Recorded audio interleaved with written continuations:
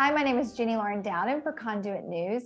Well, like many school districts across the country, Bentonville Public Schools were masking their students, but that all changed when several brave parents took the Bentonville Public Schools to court over their mask mandate. And today we have one of those brave parents joining us here in the studio. Her name is Lizz Bennett. Thanks for joining us. It's my pleasure. Well, first of all, I know that many people across the state are so proud of you for what you and those parents that joined you in the lawsuit did. Just go ahead and jump in and tell us first what the lawsuit was about and why you all filed it. Yes, the lawsuit was about the overreach, the rule of law. Bentonville Public Schools stated that they had authority legally to mandate masks for our children. And when we read through the Safe Schools Act and we tried to communicate with the school board and the superintendent and try to work with and figure out what was going on, it became increasingly difficult to get the straight answers. And so we dug through it. We followed, traced it all back, and their claims back and back and back into different statutes through the Arkansas Department of Health and emergency declarations, and we followed the trail. And what we found was there was, in fact, no legal authority for schools to mandate masks. That alone was enough to get upset about. Mm-hmm. But what that meant was if we didn't do anything, it would give permission by default for them to do more without legal authority. What we found through FOIA and different situations were that the schools have already done that.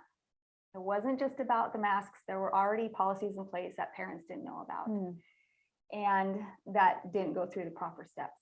So after a lot of prayer and discussion with our children and with each other, and realizing how hard it was to get people to actually take this measure, we decided that we would, in faith, join this lawsuit.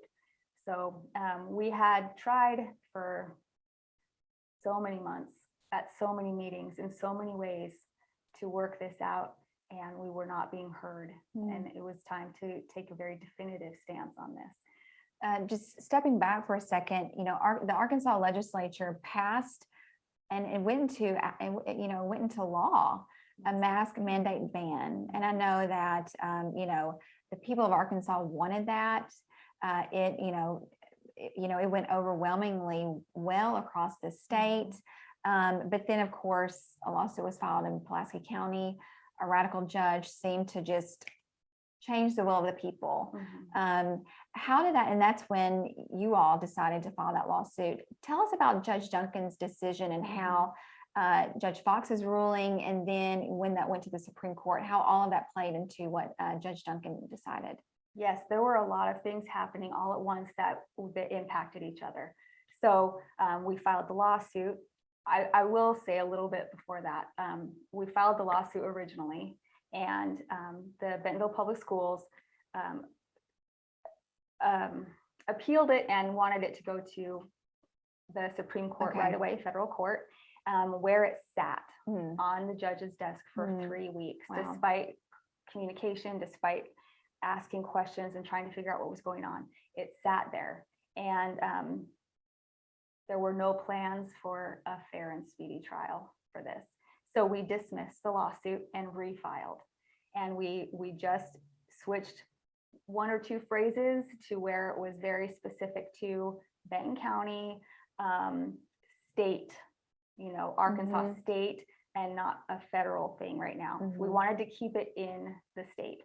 And so we were then granted a hearing with Judge Duncan in Benton County. Judge Duncan listened to it was just a preliminary hearing. So it was not a recap. It was not a state your case and witnesses or anything. It was only just, okay, this was your side, this is your side. We'll hit the main points. And then she asked questions. It was almost 2 hours, and she referred to each brief very, very quickly. It was very clear she knew what she was doing. At the end of that, she said that the Arkansas Supreme Court was meeting that same day, determining whether or not they were going to block the injunction against Act 1002, and that would decide really what we could do with this. She said if they do not decide then I will. We left not knowing what to expect, except that we would hear back, and we watched the news. And really, it was very quickly after we left the courthouse that Arkansas Supreme Court ruled to not block the injunction. And therefore, it will go back to court. So Judge Duncan now needed to make a decision. So she called us back into court. I think it was a Wednesday. This last few weeks have been a blur. And I didn't know, again, I didn't even know what to expect. And so that's where she made her final ruling. The first hearing we had, we met with our lawyers and the other plaintiffs, and we had a prayer and we held hands. And we had some time before the hearing to kind of just, let's make sure that we are where we need to be for the right reasons. And I mean, we didn't do this to hurt anyone's feelings. We didn't do this because we don't appreciate the board and our superintendent. We did this because we needed to hold them accountable because they weren't listening. And we needed to make sure this didn't happen again. So the second hearing, when we got called back, Lynn and I were sitting in the jury seats. They had us all spread out, and we're waiting for the judge to walk in. And I looked at Lynn and she looked at me. We were about this far apart, grabbed hands. And I said, we didn't pray. She goes, no, we didn't. Let's pray. And she prays. We have our heads together and we're grasping hands. And it was a little bit surprising to me because I don't think it was what I would have said. I would have said something like, God, please help her to rule in our favor. Please help her to do what we want. And what we think is right. But what she prayed for was, help God to be in this room. And I appreciate that because he was in that room. And so we all rose. Judge Duncan came in, and Marshall and I had filed a post-hearing brief because she had asked him questions regarding the school's authority, specifically to line out, list the line of authority. And my perspective, I didn't think that it was well done in the preliminary hearing or made much sense, very well spoken, however. So the post-hearing brief was that attempt to answer her question. Our lawyer moved to strike it. She said, no, I'm going to accept it because this was an answer to my question. So that all happened that morning. And so then she, last Wednesday, addressed each of the points. She really did. And it is so succinct. And we will put this online for our viewers to have a chance to read through it on their own. One thing that I think a lot of people will be interested in reading is she mentioned the defendants further quoted the American Rescue Plan for authority to mask because the state had accepted federal funds. And she said, under the plan, strings attached to the acceptance of those funds said the school must follow the CDC guidelines or risk investigation by the federal government. And Judge Duncan went on to say, I don't believe, however, that the school district can rely on a deal made with another governmental entity as authority to step on anyone's constitutional rights. Now, why this struck me, there's a number of reasons why, but I believe that the Bentonville Public School District Superintendent Debbie Jones recently said in a public setting that they did not receive, or the reason why, essentially, they're not masking their kids to receive federal funding. And so, but now that they are in court, that, directly contradicts that statement. What are your thoughts? It is interesting because just a few days before our hearing, our second hearing for the ruling, Debbie Jones was kind enough to meet in a public forum at a church and answer questions from the public. Super brave, and I admire her for that. One of the questions directly was, did Bentonville Public Schools accept money from the government in exchange for masking our children? And not word for word, but she denied it. I have a copy of the Safe Schools Act, Safe Schools Plan, for Bentonville schools. And in it, it outlines how federal money is available to schools who can determine and have approval for their plan to prevent the spread of COVID and put in place COVID precautions, that they will be reevaluated. Before the ruling, before the preliminary hearing, I believe, Marshall Nye, the lawyer for Bentonville Public Schools, stated that schools that accept these funds from the federal government, if they do not adhere to that plan and those guidelines, that they will be open to federal investigation. That's crazy. Yeah. And admitted in court, it was that first hearing that, yes, this was a stipulation of receiving that money, is that they would mask our kids. Does it seem like this is no longer about public health and safety? I question it completely. Mhm. I question a lot of things, especially because I really wonder if our roles were switched as parents, what our superintendent and the school board would feel, if they would still feel the same way. I think that it's our responsibility and it's our fault that we haven't gone in and read the policy and educate ourselves on exactly what power we do have and who's accountable for what and what authority they answer to. I can only imagine that you guys are getting inundated with emails, text messages, Facebook Messenger, messages. How did you guys do this? How do we find out if our school district is, accepting money in exchange for masking our kids? What would you suggest parents do? I suggest that you go into the information that they've already sent you and start looking at the sources that they cite, the authority that they claim, and then go back and prove it. Because that's what we did, is we looked at the Safe Schools plan, we looked at the authority that they claimed, and we went and we looked at the Arkansas Department of Health, and then we tied it all together and saw where it was lacking. And then we tried to talk to them, and when that doesn't work, then you have to do a little bit more. But so if you're wondering what to do and how to handle it, maybe use this transcript as a guide. What's the very latest with the lawsuit? The latest is this: Bentonville Public Schools has now filed a formal appeal with the Arkansas Supreme Court. So I don't know when the hearing will be. Okay. I have a feeling that the Arkansas Supreme Court will jump on this quicker than they did when we first filed. And I hope they do. We will follow it. One other thing that I wanted to ask you about, recently, and this is something that's in the news, the Biden administration is weaponizing the DOJ to essentially come after parents who question what's happening in their child's school. This is unprecedented. This is something that we have never seen before. Yeah. What do you think about that?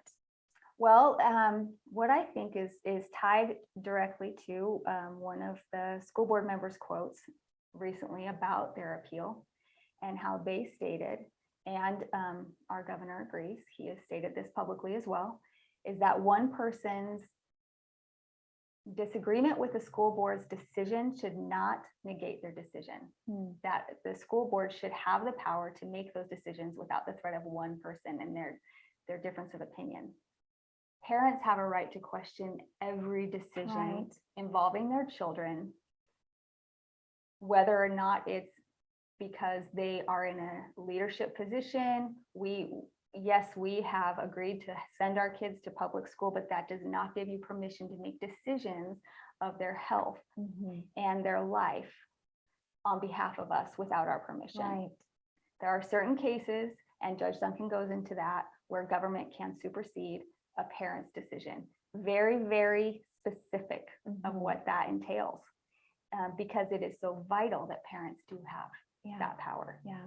When school boards and superintendents have 18,000 children in their school district, but lay out 12 chairs in their school board meeting and a row of 15 in the back for the admins, but only 12 parents can attend those meetings, that concerns me. When we have auditoriums available, when these same people are at Arkansas Razorback games with 100,000 people without masks on, and when there is a opposition to transparency, when a relationship should be together, when there's opposition to transparency, it makes me question why. Why don't you want us to know this? Why don't you want us involved? I would never want to trade places with Debbie Jones. I would never want the pressure that these people are under. And I want to believe that they went into this with good intentions, wanting to help, focused on our children and their education. The motivations behind what is happening blows my mind. I really don't know what could change a parent's mind, Yeah. be willing to give up that right. Parents have a right to question everything involving their children. Yeah. And up until 2 years ago, that was never needed to be said. Yeah. In fact, schools were begging parents to come in and volunteer. And it was so much fun. Yeah. You know, we know more now. And we see important things getting lost in this fight. Parents should have control over their children. They should have the say. And school boards should respect that. When a school board says that one person's decision should not influence the school board, maybe not. But we have handwritten in-person petition with over 500 signatures within just a few days of parents who begged the school board to listen to us. I wish we could trust people like we used to. I wish we could take things at face value. I wish that the new crayons in the fall and the new friends and the brand new school supplies and the teacher and the relationship that you have and those memories that we had and the rites of passage that we had, I wish that could all be there. Mm-hmm. I wish with everything I had that we could trust and take things at face value. Mm-hmm. And we're learning now that we can't, because there are certain people and certain things in place now that are trying to progressively take control away from parents and destroy the family unit and change our kids and their behavior. I wish it was different, but we can no longer be ignorant. We can no longer just blindly trust. Yeah. And no matter what people try to convince you is for the benefit of everyone, or that you're a bad person because you believe a certain way, no matter what, I think that the one way we can cut through all of the crazy confusion and busyness and constant attack that we feel like we can't fight is to go back to what is the most important. And what is that? That is our family. That is our children. And we protect them. That is what our job is. And nothing should get in the way of that. Can I tell you something? So, there were some parents of Bentonville schools, some of my friends, who took the school to court. Okay? They took them to court saying that they can't mandate masks. And we won.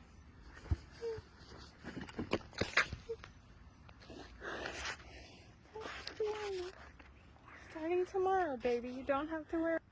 Oh, it's going to be so weird. So tell me, what was it like whenever Judge Duncan gave her ruling? What was it like whenever you were able to come home and tell your kids no more masks? It was just hard to know the whole time we listened to her, because it was, like I said, very specific, very law-based, and I just didn't know which way she was going to go until the very end. And it was so hard to believe that we had this little ray of hope that we hadn't had this one person who had our backs and could see it for what it was, you know. And so it was so cool at the end afterwards, you know. In fact, they got upset at us in the courthouse because we were not like crazy celebrating, but we were so happy. And they're like, you guys have to be quiet. There's other things going on. The first thing we did was thank our lawyers and thank the plaintiffs and the people who were there to support us. And then we called our kids and really, you know, I mean, our cool factor has definitely increased with one of our kids. We're super cool now, you know. It was so hard to believe. And then it was like, right now, or do we have to wait? You know, like right now, or do, you know, what's going to happen, Mom, if I go to school without a mask? You know, it's so ingrained in them. And the terror that exists is actually not from the parents. It's from the people who are guilting our children and shaming our children and separating the ones with medical exemptions into the very back of the room, even though the mask mandate is gone. And we're talking children who are in 3rd and 1st grade, or when a school bus driver says over the intercom, these kids aren't wearing masks, they have medical exemptions, but for your own safety, don't talk to them. That's happened at Bentonville Public Schools. That's, I mean, heartbreaking. Where is the terror? Right. Where is the coercion and intimidation happening? It is not from parents. That's right. focusing on what the most important thing is, I think will unite all of us so that we don't fight each other when we should be fighting together. Yeah. That's what I hope this brings about. Thank you so much for what you and your husband, your family, and those in the lawsuit are doing.